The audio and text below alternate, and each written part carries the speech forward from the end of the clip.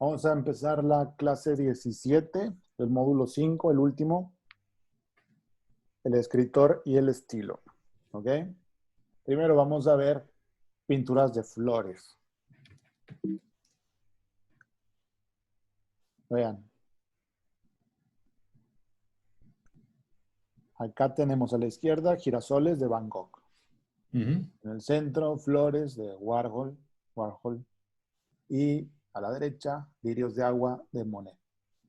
¿Ok? ¿Qué sienten cuando ven los girasoles de Van Gogh?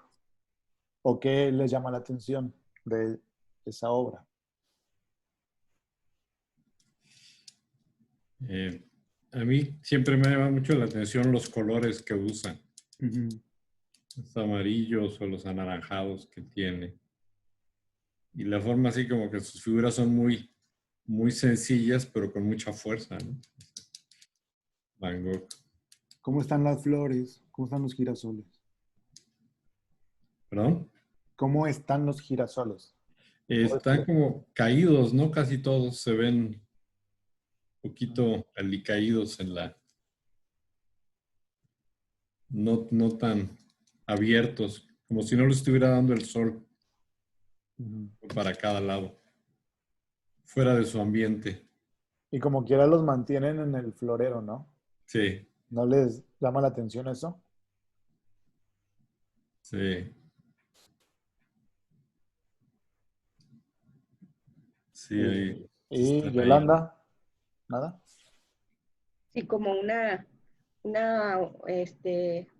unidad ahí en su frenesí, el amarillo a mí me transmite como ansiedad, Eso. siempre así, el amarillo, los naranjas así. La de Van Gogh y la de Warhol, eso me transmite. Y la de Monet, como mucha tranquilidad, así, algo muy pasivo, muy melancólico. Hasta el azul, ¿no? Ese azul. Sí. Vean esos colores chillantes de Warhol, ¿no? Sí, eso sí es más. Hasta se ven como agresivos, el rojo, el azul. Sí, no es una flor que quieras contemplar en realidad. No, exacto. No, Y eso es lo padre de este cuadro, ¿no? O sea, no son flores que quieras contemplar en realidad, ¿no? Como una exageración en el color, ¿no? ujú, Etcétera. O sea, ustedes pueden hacer las preguntas que quieran, sí, porque es una obra de arte y cada uno ve lo que puede, ¿no? A veces. O sea, como que el pintor pone esos elementos para generar preguntas en el observador, ¿no? así es. Entonces nosotros tenemos que hacer preguntas, no es para el disfrute nada más. Digo, sí, claro, podemos disfrutar las obras de arte, pero también podemos cuestionarlas y ver qué quieren decir y por qué están de esa forma y no de otra, etcétera. Eso se trata del análisis, ¿no? De las obras artísticas, tanto Ujú. de cualquier tipo. Entonces, tendríamos que preguntarnos cosas. A ver, vamos a seguir con las siguientes tres. Son de Manet también, de Manet. Monet, de Manet, perdón. Flores en un jarrón de cristal. Vean el estilo de Manet. Está como que un poquito, Un poco afectado, ¿no? sí, o sea, no quiere mucho que veamos las flores. No, quiere que veamos el conjunto, El estilo quiere que veamos otras cosas. sí, el arreglo. Ujú. Ujú.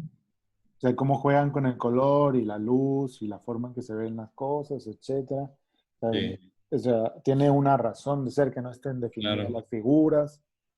El eh, cristal, los tallos, la sombra. y es por los principios de su escuela, ¿no? Así es. Donde no importaba la cosa, sino la forma en que uno la percibía, ¿cierto? Ujú. Bueno, acá tenemos de Renoir, Flores en un florero. ¿Qué ven ahí? Muchísimo detalle, muy preciso todo, demasiado detalle veo yo ahí. Ujú. A ver, ¿Y tú, Yolanda? ¿Qué te hace sentir esa obra? como un espíritu ahí disperso, o sea, como muy, como libre, como si las flores tuviesen cierta ahí libertad, hasta en las formas, unas hacia abajo, hacia arriba, pero todas hacia un mismo centro, ¿verdad? Y sí, o sea, lo rústico del jarrón también, este, eso, y la del primero nada más sí quería yo decir también esa como que todas las flores difuminadas sin ninguna forma, pero finalmente esos manchones de colores te hacen saber que son flores. ¿Y qué sientes cuando ves la primera? La primera como algo como un romántico, como una idea romantizada ahí de las flores. La siguiente es como me hace sentir como algo familiar, como algo como de calor de hogar. En la última, Como la representación del tórax de una persona, tal cual. Lo primero que vi fue, dije, es un tórax, ¿no? el Son tórax. pétalos. Sí, exacto. Entonces, sí, no me gustó. Esa no me gustó, pues sobre todo los colores oscuros. No Ajá. me agradó mucho. ¿Y tú qué ves, Fernando? Hijo, yo no alcanzo, no le alcanzo a ver mucha forma. Veo los ciertos tonos ahí como cierto agresivo Ajá. no me llama la atención, o sea, no me agrada, ¿no? ¿Y tú, Rubén? De la última, lo que a mí me llama es la parte de la luz, Ujú. de cómo van cambiando la luz y se ven diferentes planos. Lo que está adelante, que a mi manera de ver son como pétalos, Sí, sí, pareciera ser. pero por qué ese acercamiento?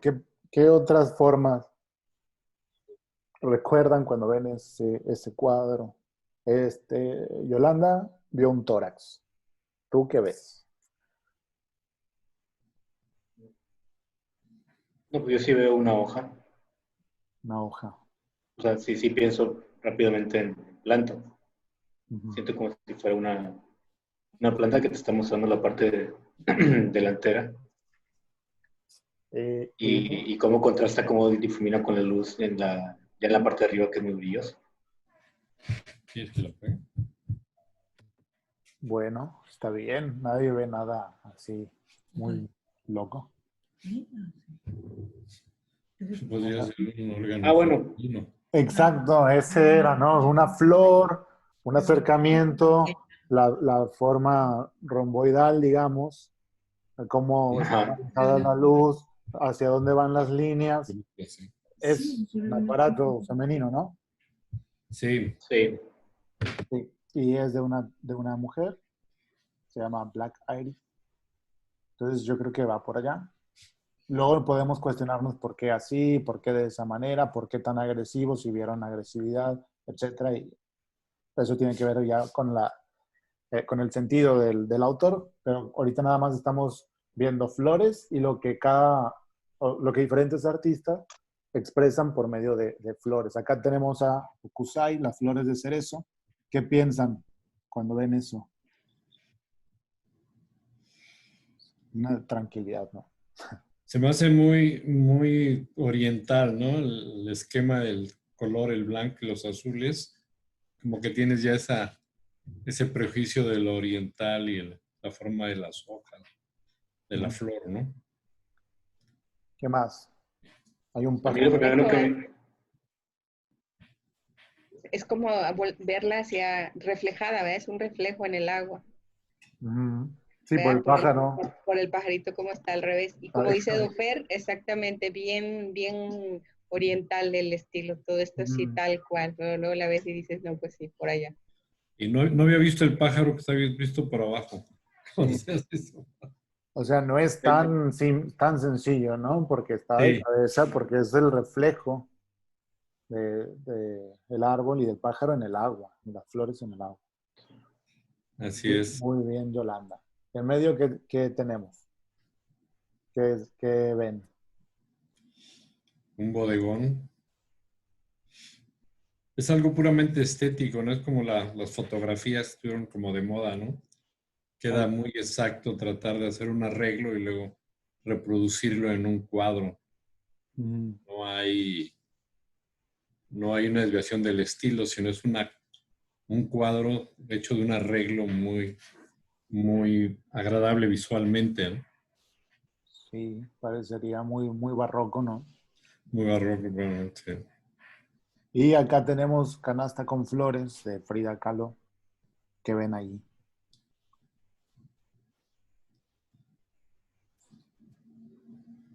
Ay, perdón.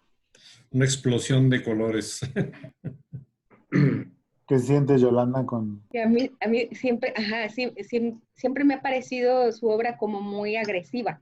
Ajá, Como, sí, o sea, a pesar de que son flores, no me remiten a algo tranquilo como por ejemplo la oriental o la de en medio que me hace sentir como que ahí está, pasó ya tiempo, ¿verdad? Por lo que están viejas, algunas flores ahí tiraditas y eso. Me hace sentir algo lindo, pero no, sí, no me agrada del todo, a pesar de que son flores y los colores me transmite como, no sé, como nada, como que no me transmite nada. ¿no, no les parece inquietante esto? Los pétalos La ahí forma de estos pétalos, así, como si Me he fueran fijado. dedos. Como si fueran dos sí, dedos agarrando la... Ajá, el centro. ¿sí lo Sí, ¿verdad? vieron? No, no Sí. son una casualidad. No, no, no, obviamente no. Nada está ahí porque sí, nada más. Sí, sí, no. También cómo están estos pétalos entrecruzados, ¿se dan cuenta? Ajá. Ajá. ¿En qué momento van a ver pétalos entrecruzados, no?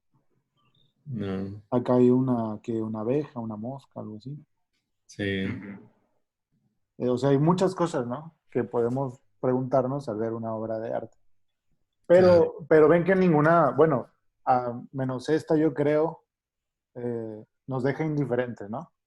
Toda permite que nosotros conozcamos algo o nos conozcamos a través de la obra, ¿cierto? Así es. Y son flores. Y todos manejan el color y la perspectiva y bla, bla, bla. O sea, los mismos elementos y el mismo tema, flores, dan resultados distintos porque dependen de la personalidad del que ejecuta la obra, ¿no? ¿Sí queda claro eso? Sí. Sí, Y es el tema más mundano del mundo, flores, ¿sí? Como nosotros, para los que escriben, quizá el tema más mundano sea el amor, ¿no? Entonces nuestro reto podría ser escribir una historia de amor como nunca se ha escrito.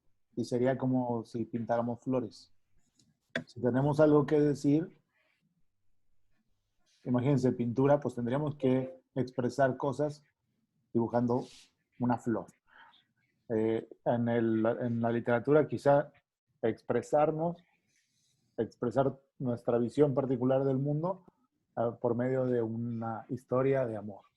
O de cualquier tipo de historia, lo que quiero enfatizar es que el estilo depende de cada persona y cada persona con un mismo tema puede tener resultados distintos.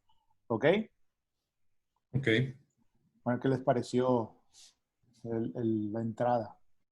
Las- para aclarar que eso de que ya todo está escrito no importa para nada, ¿sí? Que ya todo está dicho, que se repiten los temas, que se repiten las acciones, no importa, porque no es la acción lo que hace la obra de arte, bueno, la obra literaria, ni siquiera el lenguaje, ni siquiera la estructura, ni siquiera la forma, es la combinación, ¿sí? Ok.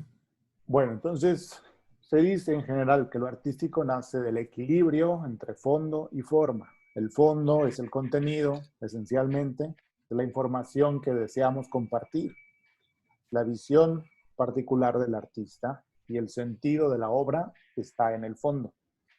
La forma es la manera en que el artista expone su información.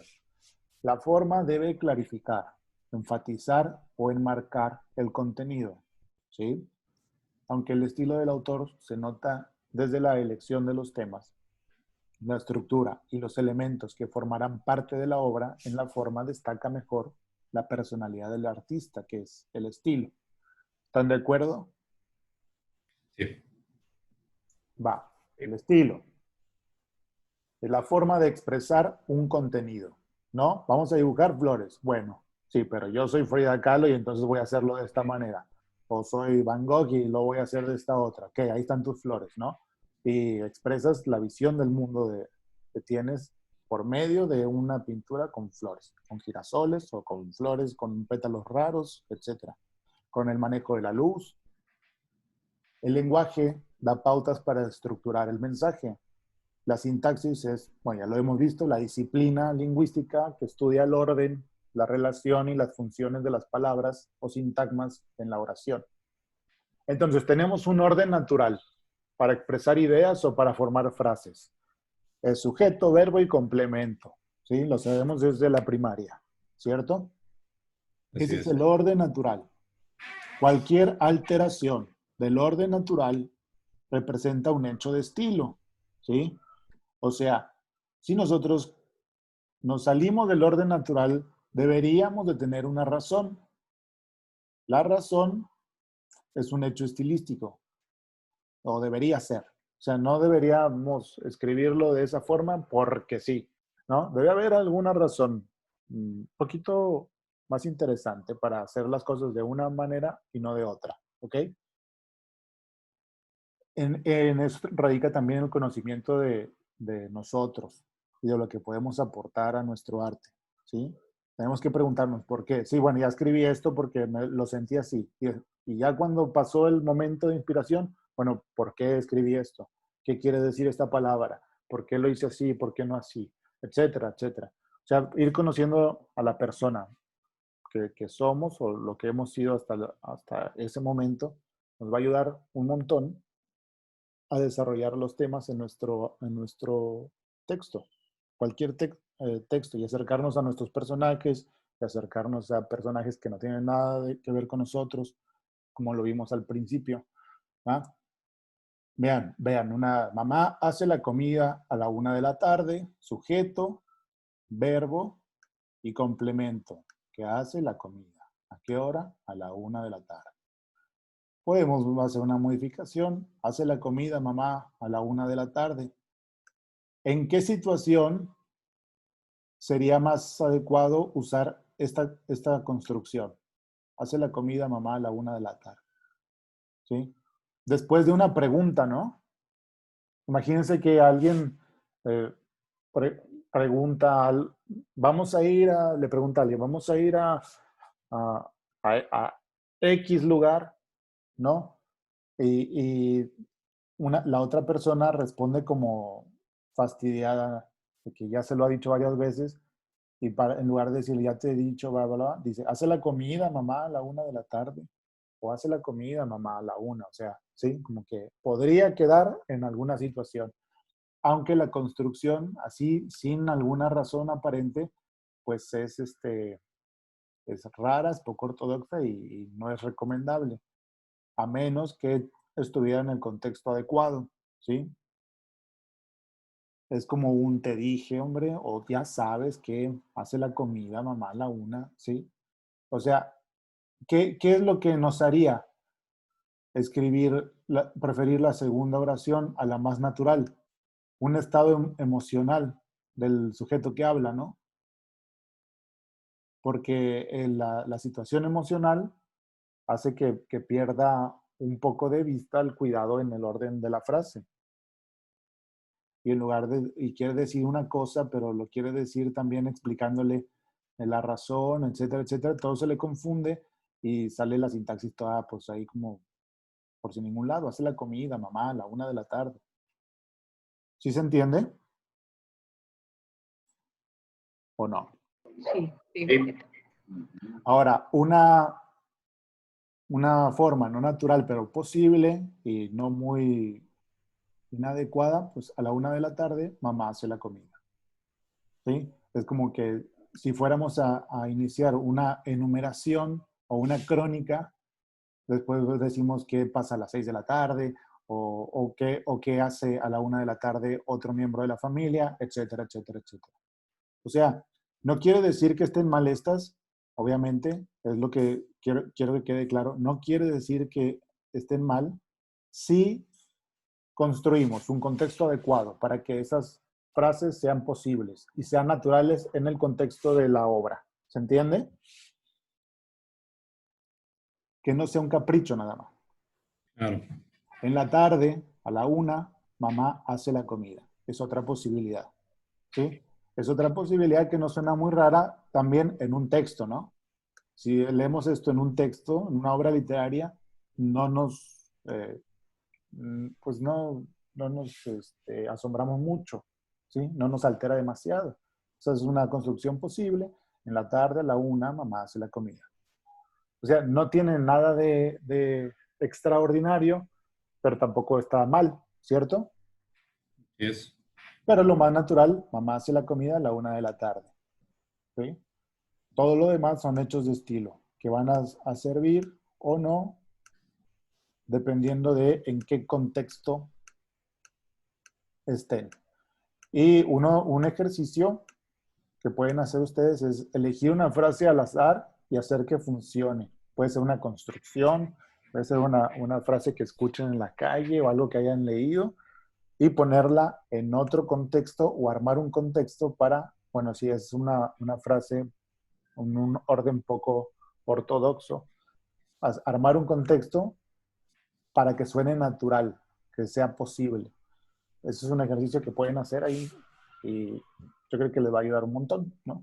Les va a dar facilidad para decir, sí, todo es posible, nada más hay que hacerlo, que en el mundo de mi texto funcione y tenga lógica en ese mundo. Bueno, otra posibilidad. La comida es hecha por mamá a la 1 de la tarde. Ahora el sujeto de la oración es la comida. ¿Se dan cuenta?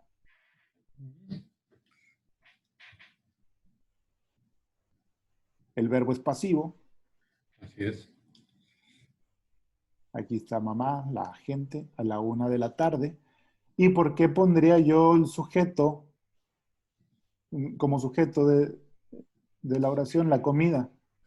Pues a lo mejor el tema del párrafo va a ser la comida, ¿no?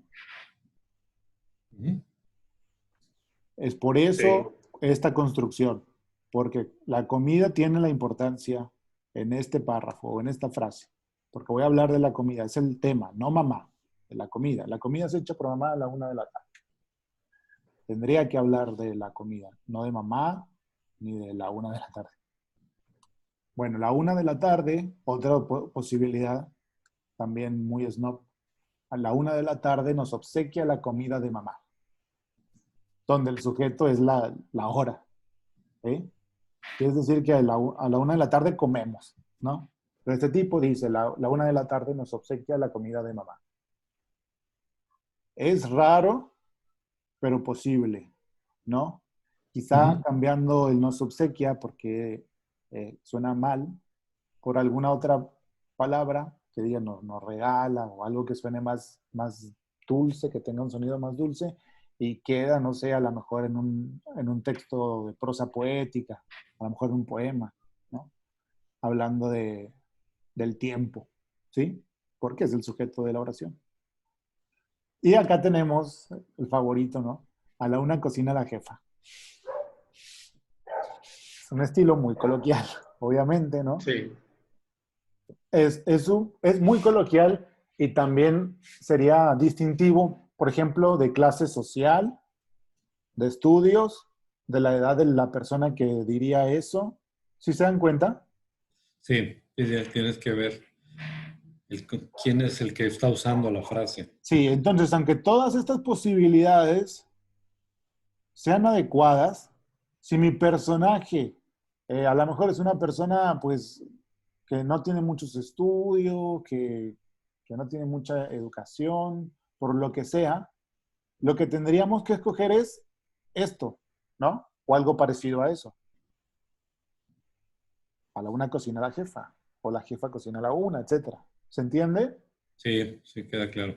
Bueno, entonces cuando decimos que algo en un texto está fuera de registro o fuera de tono, quiere decir, por ejemplo, que hemos escrito todo un párrafo, todo un capítulo, usando esta construcción natural y de repente, sin motivo, nos encontramos con una frase así, a la 1 cocina la jefa. O sea, cambió todo, cambió el estilo, cambió el registro, es inadecuado, ¿sí? Por eso a veces les hago marcas en sus textos que quizá no entiendan mucho, pero es por ese tipo de situaciones, que han estado escribiendo de una forma y de repente cambian a esta, sin necesidad y sin sentido. O que están escribiendo de esta forma y de repente cambian a esta. O sea, cambian de sujeto nada más porque sí, etcétera, etcétera. ¿Sí se entiende ya? Bueno, la Tiene que interacción. haber congruencia en el estilo, a menos que haya una razón para Sí, que... sí, por ejemplo, si estoy escribiendo con este estilo y de repente aparece esto, pues tengo que justificarlo. ¿Cómo? Que a lo mejor el que habla es un personaje que se metió ahí y que va a interrumpir lo que dice el narrador. O a lo mejor lo hago en forma de diálogo. A la una cocina la jefa. O sea, este es el estilo del narrador, pero los personajes pues hablan como ellos son, ¿no? Y está muy bien también, ¿no? Nada más hay que darle justificación a todo. O sea, que en el contexto tenga lógica. ¿Se entiende? O sea, el narrador narra así, los personajes hablan pues como corresponde a ellos, a lo que son. Va. Si tienen preguntas, me dicen. La interacción comunicativa entre personas suele darse con palabras sencillas, como vimos. Cualquier cambio en el léxico, o sea, en las palabras, representa un hecho estilístico también, en las palabras también. Por lo común, los escritores principiantes usan sinónimos para palabras que no lo necesitan, o sea, que no molestan. Por ejemplo, en lugar de ver, como van a poner otra vez que un personaje está viendo otra cosa, en la segunda ponen observar, y en la tercera ponen notear, y después ponen admirar, y después así, o sea, lo que se ve es un desastre, ¿sí? O sea, se ve la necesidad bueno, que la necesidad del escritor de no repetir palabras, pero son palabras que no molestan en realidad, porque son comunes y las repetimos mucho. Entonces, si alguien está viendo algo, pues pongan ver, ¿sí? Si alguien está hablando con otra persona, pongan a hablar, no parlotear, no charlar, no se salgan, porque esas palabras se salen del registro, ¿sí? Es un caso parecido a lo que vimos antes. Se salen del registro, entonces chocan. Y se ve, pues no quiso poner ver, por eso puso otear, aunque no tenga sentido. Ahora vamos a ver. La comida es hecha por mamá a la 1 de la tarde.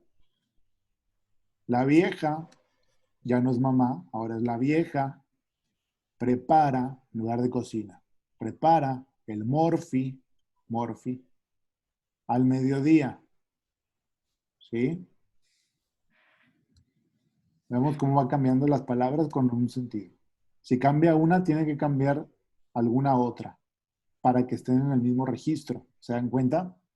Así Te es. acabas de decir vieja y después pones cocina, pues como que queda un poco mal, porque si te estás refiriendo a tu mamá como la vieja, pues estás refiriendo a la mamá como la vieja, después pone cocina, que es algo más apropiado.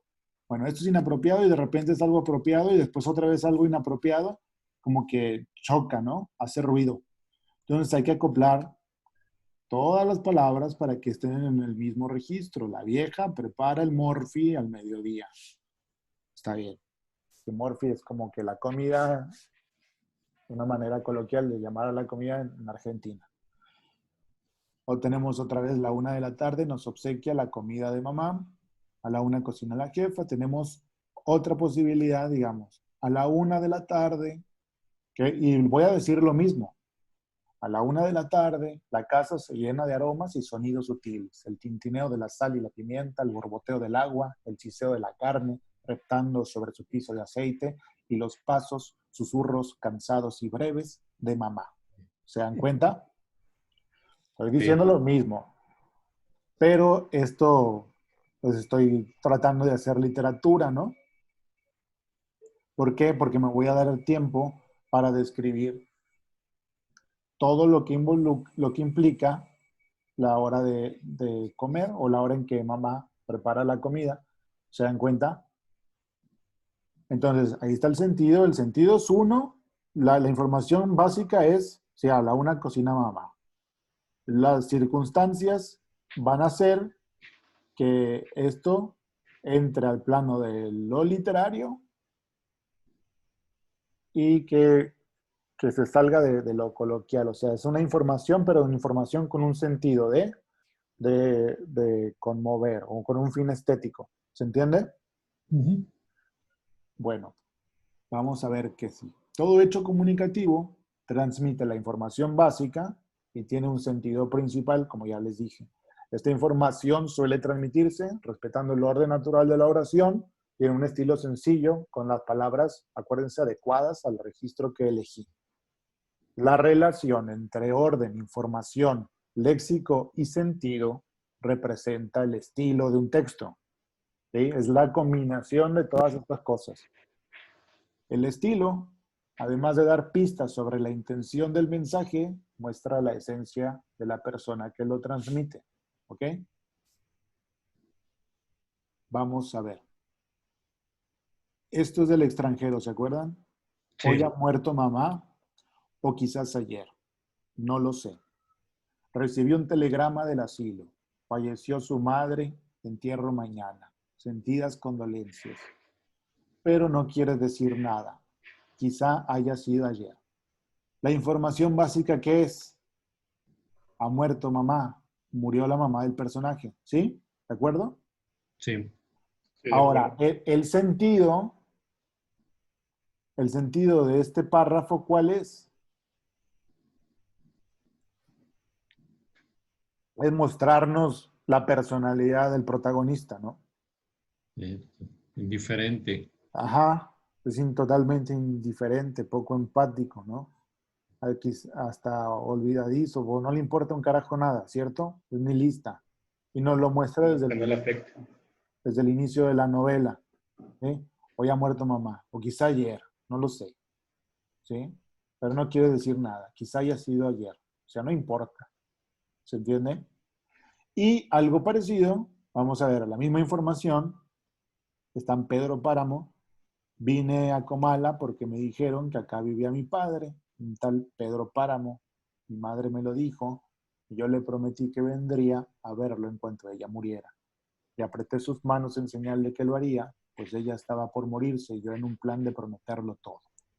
No dejes de ir a visitarlo, me recomendó, se llama de este modo y de este otro. Estoy segura de que le dará gusto conocerte. Entonces no pude hacer otra cosa sino decirle que así lo haría, y de tanto decírselo, se lo seguí diciendo, aún después que a mis manos les costó trabajo zafarse de sus manos muertas. A ver, algo importante es esto. No pude hacer otra cosa sino decirle que así lo haría. ¿Por qué es importante esto? Porque es importante que esté ahí. No pude hacer otra cosa sino decirle que así lo haría. Que estaba, como dice ahí, estaba en el punto de prometer todo lo que quisiera o de decirle que sí a cualquier otra cosa. No la iba a contradecir, ¿no? Ujú. A la mamá. Se conecta con esto, ¿no? O sea, no quiere decir nada, no le importa tampoco demasiado, ¿no? Así es. Y a este tampoco le importa demasiado, ¿no? No pude hacer otra cosa sino decirle que así lo haría. O sea, no pude hacer otra cosa. ¿Sí? O sea, sí pensó en opciones, pero la situación le hizo prometer que iba a ser que iba a cumplir su manda, ¿no? Ujú. Entonces Así tenemos, es. tenemos la misma actitud o una personalidad compartida entre ambos personajes y, y también Mersault va al asilo, ¿no? También y hace pues, lo que tiene que hacer cuando muere alguien, en este caso la mamá, o sea, soporta esa incomodidad que es para él que haya muerto su madre, ¿no? ¿Sí se acuerdan? Sí, Sí, Bueno, en Pedro Páramo también, ¿cierto? sí. En el extranjero que encuentra al final, bueno, encuentra la cárcel y en Pedro Páramo, pues el protagonista encuentra la muerte, ¿no? La muerte, así es. Y todo parte de aquí, de hacer algo que no, que no no querían querían hacer hacer. en realidad, Así es, y que es, digamos, amoral, un comportamiento amoral, ¿cierto? así es. Y podríamos seguir comparando historias que parecen tan diferentes de entrada, ¿no? Como El extranjero y Pedro Páramo. Pero tenemos elementos similares y estructuras similares. ¿Se dan cuenta? Y lo tenemos desde el inicio. Pero, obviamente, cada obra es rica por sus propios méritos, como, de nuevo, los cuadros de las flores. Cada una dice cosas distintas o hace reflexionar cosas distintas o muestra visiones distintas. No importa que se desvíen un poquito o demasiado. O sea, en el arte se muestra la personalidad del artista y eso es lo que importa. Y que nosotros la podamos interpretar. Y las dos son muy buenas obras, obviamente. Va.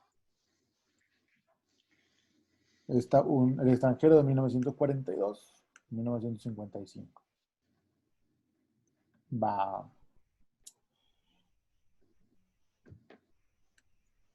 Kuller dice que en el relato de generar un mundo, debajo de esto dice un mundo. Las palabras deben ordenarse de tal manera que a través de la actividad de la lectura surjan modelos del mundo social, modelos de la personalidad individual, de las relaciones entre el individuo y la sociedad y de manera muy especial del tipo de significación que producen los aspectos de la sociedad. Nabokov definía en su curso de literatura: el estilo no es una herramienta, ni un método, ni una selección de palabras tan solo. Es mucho más que todo eso, constituye un componente intrínseco de la personalidad del autor. De modo que cuando hablamos de estilo, nos referimos al carácter peculiar de un artista individual, a su modo de expresarse en la producción artística, que es lo mismo que venimos diciendo desde que empezó la clase, ¿no? Pero como lo dice Nabokov, a lo mejor les queda más claro. Ahora vamos a ver, bueno, si ya no hay dudas sobre lo que acabamos de ver de estilo y forma y fondo, pasamos a tiempos del discurso. Y pues se basa esto en Genet, que marca 3 formas en que se ve el tiempo en una narración, 3 modos en que se muestra el tiempo. La primera es el orden, que es la relación entre el orden de la historia y el orden en que se cuentan las cosas de la historia. 2 movimientos básicos del tiempo en un discurso son analepsis y prolepsis. Esto ya lo habíamos visto. Analepsis, digamos que son los flashbacks, y prolepsis son los flash forward. O sea, uno es hacia el pasado, cuando el personaje recuerda o el narrador pone sucesos que ocurrieron en un momento anterior a lo que se marca como presente de la historia. Y prolepsis, pues va en dirección hacia el futuro. Ese no hay gran problema. Duración. Es el espacio. Vean que el tiempo en el discurso, o sea, en el texto, se marca por el espacio que se destina en el texto a los acontecimientos. La relación de velocidad entre el tiempo diegético y discursivo, o sea, en el tiempo de la historia, de las acciones dentro del mundo real de la historia, el mundo diegético, y el tiempo discursivo, el tiempo de la narración, constituye los ritmos del relato. ¿Se entiende? Sí. Bueno, son 4 los movimientos narrativos básicos para Genet, acuérdense. Pausa descriptiva. ¿Se acuerdan que vimos que sí, cuando hay descripciones, el tiempo del relato se detiene? ¿Sí? No está pasando nada, el narrador está describiendo el ambiente, la atmósfera o lo que le dé la gana. Genet agrega la pausa digresiva, que es de naturaleza extradiegética, o sea, fuera del mundo del texto. Pertenece al dominio de la reflexión más que al de la narración. Por ejemplo, cuando el narrador se pone a reflexionar sobre términos filosóficos o psicológicos o ve las mismas cosas que ya narró desde otra perspectiva o nos habla de su experiencia, etcétera, etcétera, es una pausa digresiva. Todo eso. No interrumpe la historia, interrumpe el discurso. Y no altera la relación temporal entre historia y discurso. Y Pimentel agrega el monólogo interior, Luz Aurora Pimentel, el monólogo interior también cuenta como una pausa descriptiva, ¿no? ¿Qué se describe? Bueno, pues el pensamiento del personaje, la forma en que piensa el personaje por medio de un diálogo del personaje con él mismo.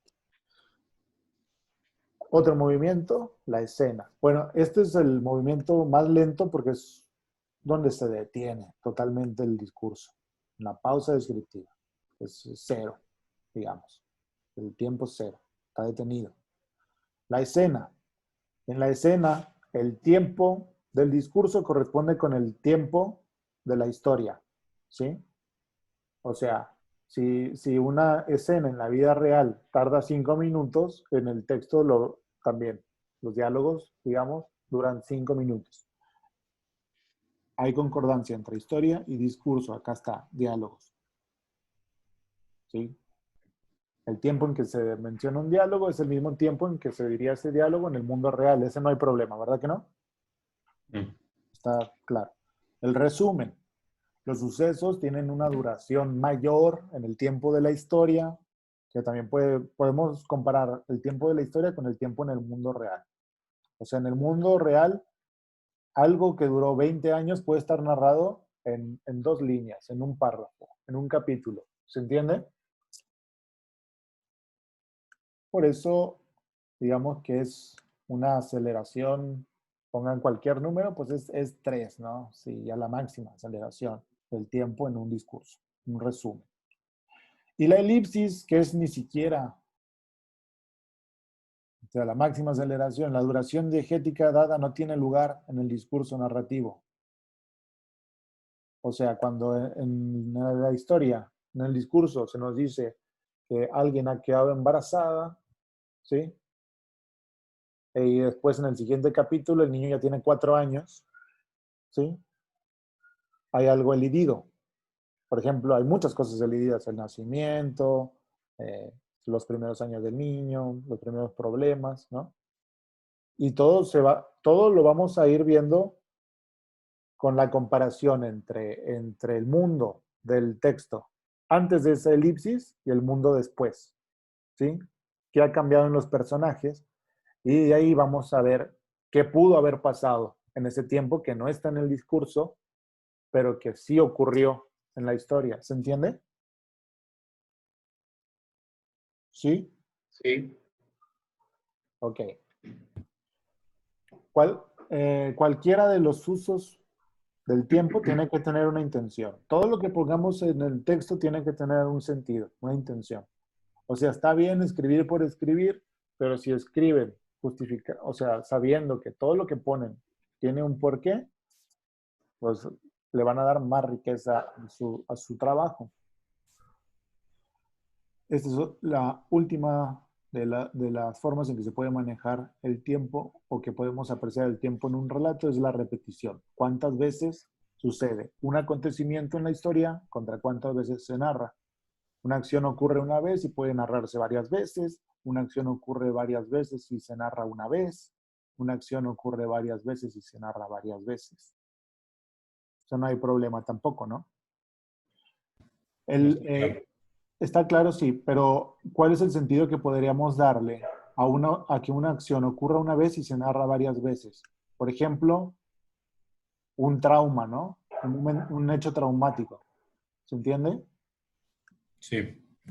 Se repite. Aquí tenemos un hecho traumático, se narra varias veces. ¿Por qué? Porque a lo mejor el protagonista recuerda el hecho traumático o siente o tiene la emoción que tuvo en ese hecho traumático, ¿no?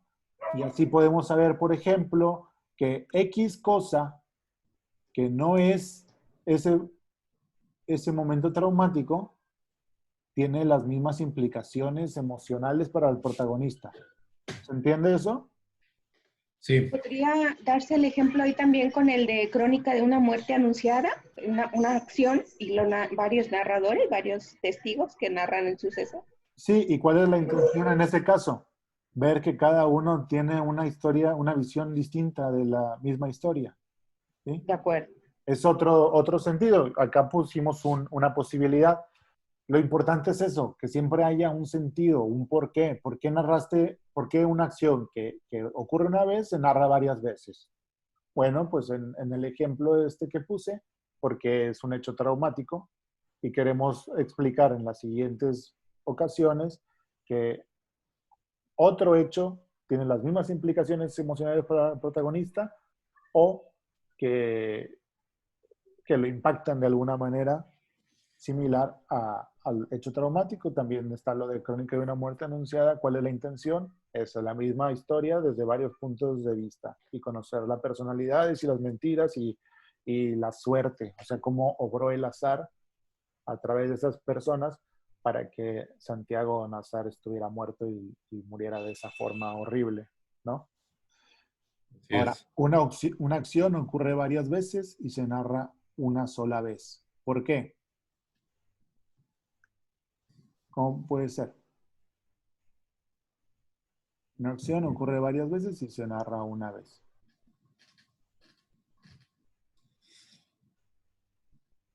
No se me ocurre. Es un hecho repetitivo que Ujú. sucede de las mismas maneras, pero que ya no tiene ya tiene un solo sentido, ¿no? Sí, a lo mejor no tiene gran importancia más que marcar la rutina del personaje, Ok. ¿sí? O sea, es lo más común, marca una rutina. Entonces ya podemos saber qué tipo de personaje tenemos, qué es lo que hace y dónde se rompe esa rutina. O sea, dónde se da la ruptura. ¿Ok?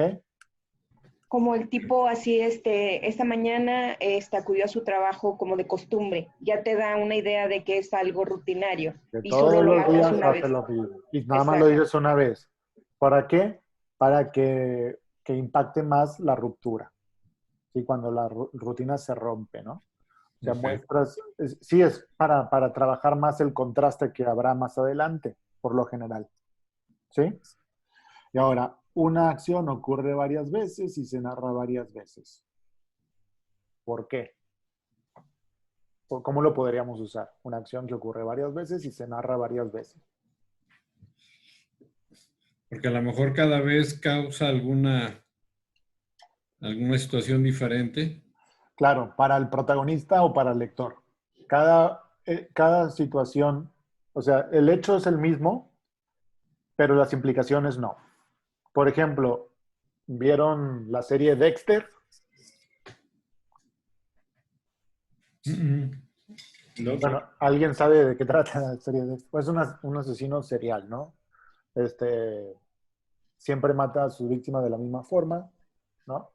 Las lleva a una mesa, las ata con cinta y la, las desmembra, sí. O sea, las corta en pedazos. Él es la misma acción y se narra varias veces. ¿Por qué? Porque hay diálogos entre las víctimas y Dexter que influyen en el crecimiento del personaje, ¿no? ¿Sí se entiende? O sea, siempre la implicación es nueva y provocan un cambio en el personaje, por eso se narran varias veces. Y ese cambio, el personaje no lo tiene en otros lados, o sea, no lo tiene en su trabajo, no lo tiene con su familia, solo lo tiene con sus víctimas. Por eso es importante. ¿Ok? ¿Sí? Bueno, puede ser como, Así es, sí, si quieren decir. sí, está claro. Entonces, las relaciones de concordancia crean la ilusión de que los acontecimientos no se narran, sino que ocurren conforme leemos. Las relaciones de concordancia y aparte eh, la manera en que utilizamos al narrador. Pues, más que esto es casi eh, lo que dice el libro de Luz Aurora Pimentel, pero no es nada más la concordancia, también es cómo lo expone el narrador. Las relaciones de discordancia muestran rupturas perceptibles que señalan el ser de artificio de todo relato, creando así figuras temporales con significación narrativa y con funciones específicas. Okay. Esta palabra está buena, pero a lo mejor este punto no importa demasiado, porque es una percepción muy general de cosas que pueden servir para fines diferentes y muy particulares, como lo que vimos antes, ¿se entiende? Pero este es, digamos que las personas tratando de hacer teoría llegan a este tipo de cosas que alguien que trabaja escribiendo y escribiendo y escribiendo, dice, claro, hay matices, hay muchísimos matices, como ya vimos. Y bueno, esta es tu teoría, ajá, vamos a ver cuáles son todas las posibilidades de esa teoría y dónde se rompe tu teoría también. También es válido, ¿no? Ok. Pero es bueno que haya teoría, que se entienda que todo viene con alguna intención y que no es nada más porque es lo que siento y quiero escribir lo que siento y por eso está bien. No, se necesita trabajo y conocimiento. Entonces vamos a ver un ejercicio para ver ahora pues las implicaciones emocionales, el contraste, todo lo que podemos eh, sacar de una misma imagen o de un mismo objeto. Para continuar con lo que había dicho Yolanda la clase anterior, que quería ver cómo ponerse en el mood para volver a escribir. Bueno, es importante no escribir, bueno, pueden escribir desde la emoción, sí, claro, pero van a estar limitados al trabajar solo cuando sientan a esa emoción o a la emoción. O sea, ustedes tienen que trabajar la técnica o cómo se expresa literariamente esa emoción, no necesariamente sentirla. Igual, cómo se muestra un personaje borracho. No tienen que emborracharse para mostrar un personaje borracho, ¿sí? Ven cómo habla un borracho, copien el estilo, ¿sí? Cómo habla igual alguien que se droga. No tienen que drogarse para construir un personaje drogadicto, ¿no? O sea, vean cómo habla, vean cuál es la situación, investiguen lo que les decía antes. Investiguen un poquito, vean cuáles son las posibilidades de ruptura sintáctica o semántica en cómo habla y lo ponen en su texto.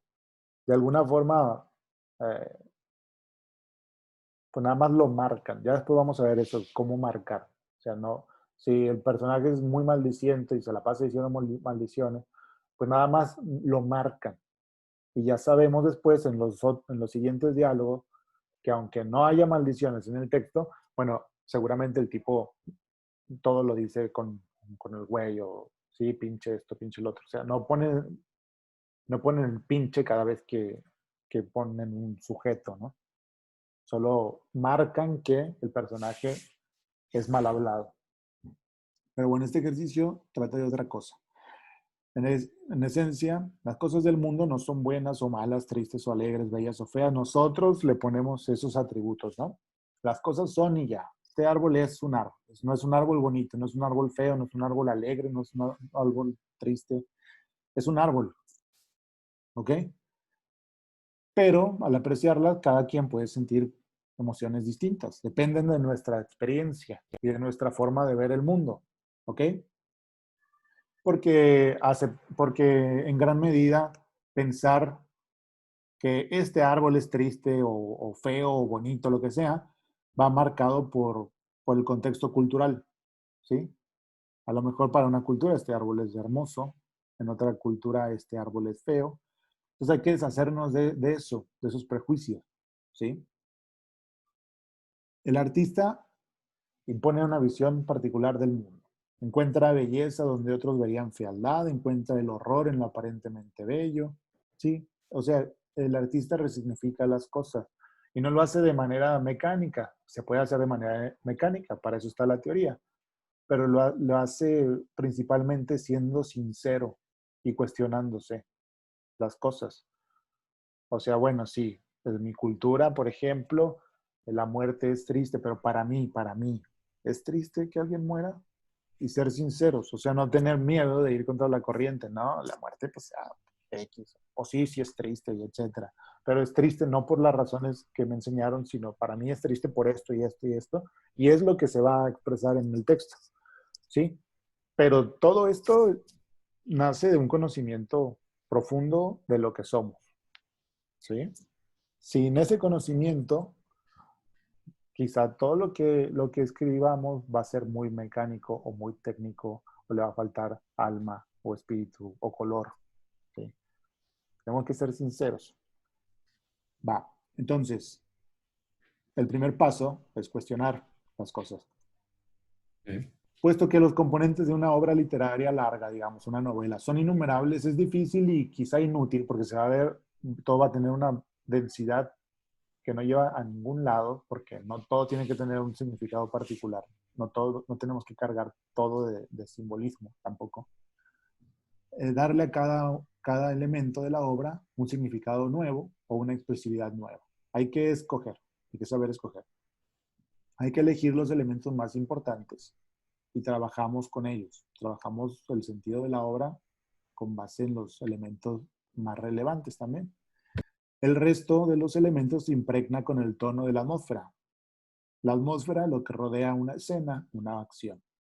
Para crear una buena atmósfera debemos partir de buenas imágenes, ¿sí? Acuérdense de que trabajamos con base en imágenes. Y las imágenes las creamos nosotros en nuestra mente. Y luego las vivimos. Y después de ese viaje escribimos, ahora sí, lo mejor, teniendo en cuenta el sentido de lo que queremos expresar. Pero primero tenemos que vivir la historia, ¿sí? Por eso le digo, ¿cómo nos vamos a poner en el mismo mood cada vez que retomemos el trabajo? Pues metiéndote a las imágenes que has construido, a las que elegiste para que formen parte de la historia, volviendo a ver a tus personajes actuando en tu cabeza, ¿sí? Hacer ese esfuerzo para que el material esté vivo en ti, ¿no? Y trabajar con eso. Va. Las imágenes, les digo, las tenemos que generar nosotros porque es más placentero. Es vivir la historia y después contarla, ¿sí? Vivir la experiencia y después contarla porque va a ser real de alguna manera, ¿sí? O sea, no importa que sea absurdo o cómico o trágico, y va a ser real, o sea, ya pasó, al menos en su mente ya pasó. Y ustedes van a contarnos eso que vieron, eso que vivieron, ¿sí? Porque pensar las cosas es vivirlas de alguna manera, y ustedes nos van a contar el resumen de su experiencia, ¿sí? Porque trabajar desde el lenguaje, desde el puro lenguaje de un texto, cualquier clase de texto, es bastante difícil. Bueno, es bastante difícil obtener un resultado agradable. O sea, profundo, lleno de color, lleno de profundidad. Desde el lenguaje no, porque como lo hemos visto en el curso, el lenguaje es el último elemento del trabajo de escritura. ¿Sí se entiende esto? Sí, está claro. A ver, ¿por qué hay gente que miente muy bien? Rubén puede decirnos. ¿Qué pasa con los psicópatas? Y ese tipo de personas que saben mentir muy bien. ¿Por qué mienten muy bien? Porque están convencidos de cómo arman su historia. Exacto, porque para ellos no es mentira esa historia que se hicieron, ya la vivieron, ¿sí? Entonces, ya una vez que la vivieron, cuando hablen de esa experiencia, para ellos es realidad. ¿Sí, sí es por ahí? Sí, sí, entiendo. Sí. Sí. Y lo mismo tenemos que hacer nosotros. O sea, vivamos esa experiencia, la experiencia que vamos a compartir, aunque sea imaginaria, ¿no? Vivámosla a plenitud, ¿no? Y después la contamos. Y no trabajen directamente del lenguaje y el texto. Primero vívanla, empápense de ella, imprégnense de ella, vívanla, vean, sean observadores de las escenas que corren en su cabeza y después cuéntenos lo mejor. ¿Ok? Bueno, entonces esas imágenes pueden sacarlas si no quieren hacer ese trabajo, bueno, pues las sacan del mundo real, se inspiran con fotografías, pinturas, videos, textos, lo que sea. Ahora, vamos a ver, ¿qué les hace sentir el árbol de la imagen? ¿Y por qué? ¿Quién quiere decir? Para mí, soledad. Ujú. ¿Por qué? Un árbol ahí en medio de la nada, ¿no? Ujú. ¿Y qué ves tú, Yolanda? ¿Qué ves tú y por qué? ¿Qué te hace sentir? El árbol así como que tranquilidad, porque al menos que se vea la parte de una vía y de tránsito, no se ve que esté muy transitada, entonces me transmite tranquilidad, ¿Y a ti, como algo Rubén? así. Ay, perdón. Sí, sí. ¿Y a ti, Rubén? Eh, Me remite a un lugar lejano, fuera de la ciudad, y siento que está como muy abierto Ven, y o como... sea, cada uno dijo algo ¿Perdón? distinto. ¿De qué depende eso? De lo que han vivido, ¿no? Cada quien. Las vivencias de cada quien. Y es importante. O sea, ven que eso es lo importante, no lo que, no que sea literario, no que sea, que tenga una estructura literaria, no importa eso. Importa qué los hace sentir esa imagen y por qué. Y si lo saben plasmar en un texto después, va a quedar algo lindo. No si queremos hacer literatura desde el inicio, si queremos copiar la forma de expresarse de otros para crear imágenes. No es así. Ahora vamos a seguir. ¿Qué sienten al ver el árbol de la imagen? Otoño. Ajá. ¿Y qué sientes? Ya es como un árbol viejo, como un momento viejo ahí en el lugar. Ujú. ¿Y tú, Yolanda? Desolación, abandono, porque como se ven ahí escaleras hacia algo ahí, ¿cómo se dice? Una casa abandonada, algo que se ve abandonado. Ujú. Abandono. ¿Y tú, Rubén? Melancolía, Ajá. pero como melancolía, no sé decirla, como disfrutable, ¿no? O Sí. Ahora, sea, como un lugar melancólico, pero el lugar está acogedor. ¿en qué tipo de historia usarían un árbol como el de la imagen? ¿En qué tipo de historia describirían un árbol como el de la imagen? ¿O qué tipo de historia podrían desarrollar aquí, en este lugar? Pienso en la visita a un lugar en el que se estuvo antes, Ajá. como alguien que regresa a su pueblo o a su lugar de infancia. ¿Y tú, Yolanda? Sí, también estaba pensando en eso. Alguien que regresa a algún lugar donde no fue tan feliz. Ajá. ¿Y tú, Fernando? Yo pienso que estoy llegando a un lugar que no conozco y que no tengo muy buenas expectativas de lo que va a pasar ahí, ¿no? Como que estoy Ujú. teniendo no me voy tan bien. ¿Les parece que puedes hacer un relato de horror aquí? Saquen Sí, como que invitados. llegue algo y También. ahí van a empezar a pasar cosas, ¿no? ¿Te imaginas, Rubén, tu relato del pan blanco en un sitio como este? De hecho, te estoy bien sincero, sí estaba pensando en un lugar que está cercano. Bueno, es que ese cuento está basado en lo real, ¿no? Ujú, Y sí pensé en un lugar cercano al río que describí en ese cuento, ujú. ahí a la vuelta.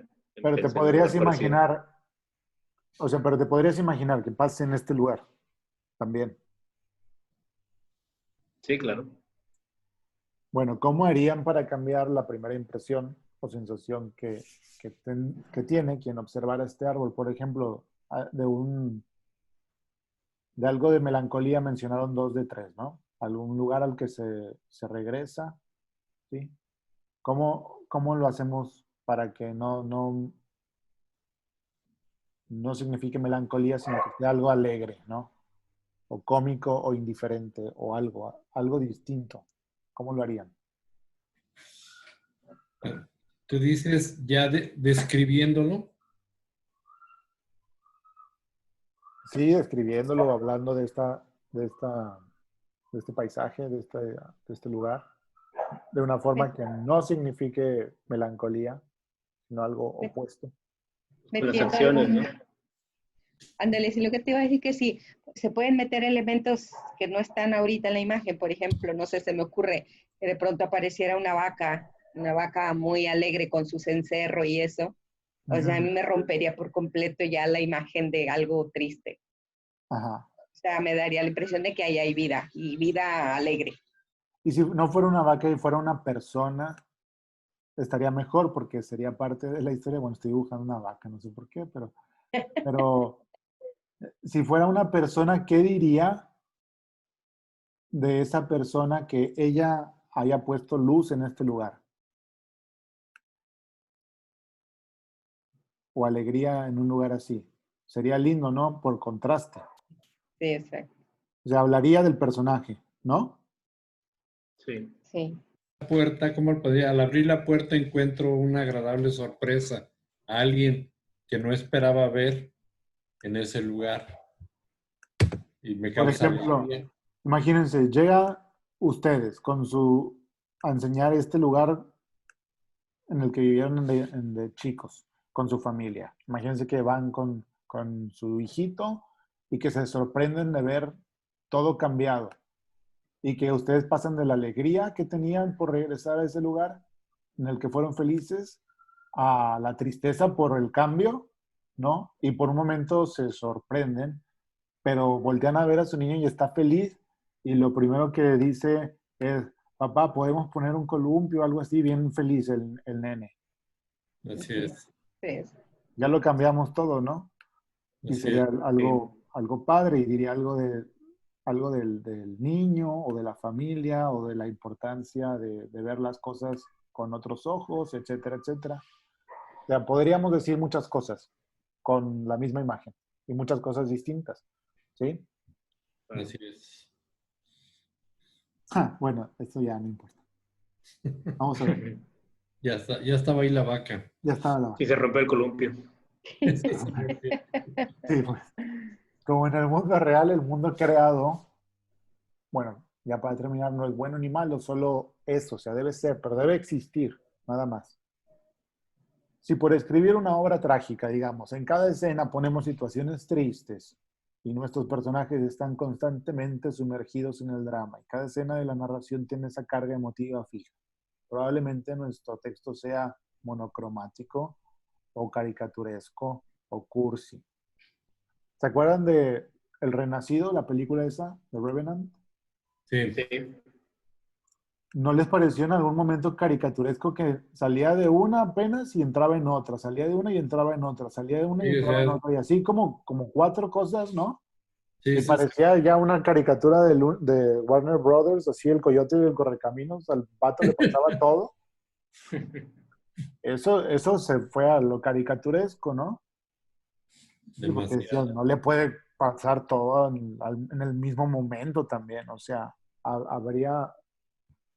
hubiera hecho falta algo de espacio, ¿no? Entre una y otra cosa. Estuvo al borde de ser demasiado, demasiado torpe. Pero bueno. Entonces es Sí. igual acá. En el texto deben estar presentes todo tipo de emociones y sentimientos.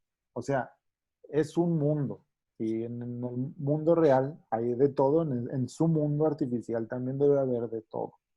Lo que enfoca un poquito la obra hacia uno u otro sentimiento, hacia una u otra emoción, pues va a ser el enfoque que le da el narrador, sí, lo que elijamos como símbolo, el destino, claro, de los personajes, etcétera, ¿no? Pero tiene que haber de todo. Tiene que resaltar entre una variedad de matices y de colores. ¿Se entiende? Así es. O sea, entonces el valor emotivo de la obra se ve por la emoción o el sentimiento o el sentido predominante, ¿sí? Así como en la pintura que vimos, en la obra literaria se utiliza la armonía y el contraste para crear efectos de estilo. Y bueno, ya, ejemplo de un manejo monocromático en la literatura, pues es un personaje melancólico, sufre cosas dramáticas, un personaje chusco, sufre siempre cosas chuscas. Esto es bastante cheap. Esto es lo que podemos ver en obras comerciales, ¿no? En obra, por ejemplo, una película de comedia, ¿sí? Siempre van a pasar cosas divertidas, siempre, porque va a estar fija en esa emoción la película. En una película digamos, romántica, igual siempre va a haber cosas cursis y va a haber el llanto y van a pasar del llanto a la esperanza y de la esperanza otra vez al llanto y luego va a llegar el príncipe azul y todo va a ser feliz, ¿sí? Por eso son comerciales, ¿eh? Porque quieren entretener y es válido entretener. Pero el mundo no es así, ¿sí? Y un ejemplo de contraste y buen manejo cromático, pues es un personaje melancólico sufre cosas chuscas, ¿sí? Y lo vemos que le pasan cosas chuscas, pero vemos que en el personaje eh, todo se torna así pervertido de alguna manera, todo lo vuelve a la tristeza, a la melancolía, y entonces es más interesante, ¿sí? Que el personaje no participe de la emoción de su contexto, ¿sí? O igual el personaje chusco, que siempre sufre cosas dramáticas, pero él mantiene esa alegría o esa torpeza o esa inocencia, esa ingenuidad, es más interesante. Y aquí estaríamos entrando a lo que es humor y no ya comedia, ¿se entiende? Porque en el humor se nos muestra algo así, cosas así, ¿sí? Un personaje, pues ya estamos hablando de protagonistas profundos, con emociones profundas, ¿no? Y estamos hablando de conflicto entre lo que un personaje es y lo que es el mundo, o lo que quiere ser y lo que es su mundo, ¿sí? Es una relación más compleja, ¿sí se entiende? Sí.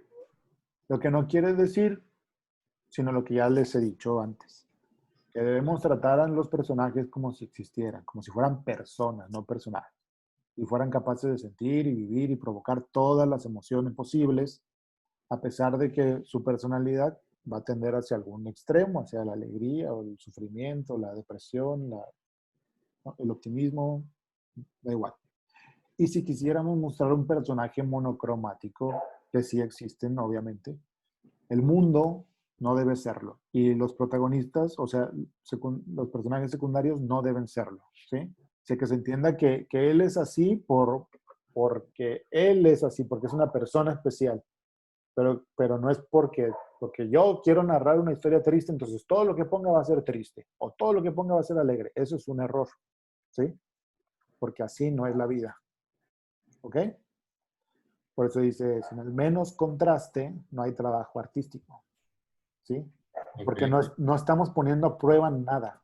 Estamos exponiendo lo primero que se nos ocurrió, como se nos ocurrió. ¿Se entiende? Ujú. Y se trata de probar. Imagínense que ese texto, ese cuento, esa historia que están pensando, es una teoría. Y vamos a hacer que funcione en un mundo, pero el mundo tiene que tener una lógica de mundo real, ¿sí? Y vamos a ver cómo funciona en un mundo real. Si acomodo todo para que la historia funcione, se va a ver horrible. O sea, es algo o cursi, o monocromático, o aburrido. ¿Sí se entiende esto? Es muy importante. Ok. Sí, sí, Vamos está a, bien concepto. Sí. vamos a poner a prueba esa historia que se nos ocurrió. Vamos a ver si es posible. Y si no es posible, ¿por qué? Y a lo mejor salimos escribiendo algo mejor. ¿Sí? Pero esas ideas que se nos ocurren no son para escribirlas luego, son para confrontarlas y para estudiarlas y para vivirlas y para ver su posibilidad y la riqueza. Por eso hacemos todo el trabajo previo que hemos preparado hasta esta parte del curso, es para eso, para saber qué hacer cuando tengo una buena idea. O cuando tienes una buena idea, la pones a prueba. ¿Y cómo la pones a prueba? Bueno, la pones en una estructura válida, la pones en acciones, la pones en secuencia, ves los personajes, ves las características de los personajes y todo ese trabajo para poder escribir algo que se nos ocurrió de la nada, ¿sí? La pura creatividad. O sea, ok, tenemos creatividad y tenemos esa emoción de contar esto y tenemos el lado más racional, el lado metódico y el lado, digamos, técnico que te dice, ok, esta manera, esta historia se debe narrar de esta forma para que brille más, para que resalte más.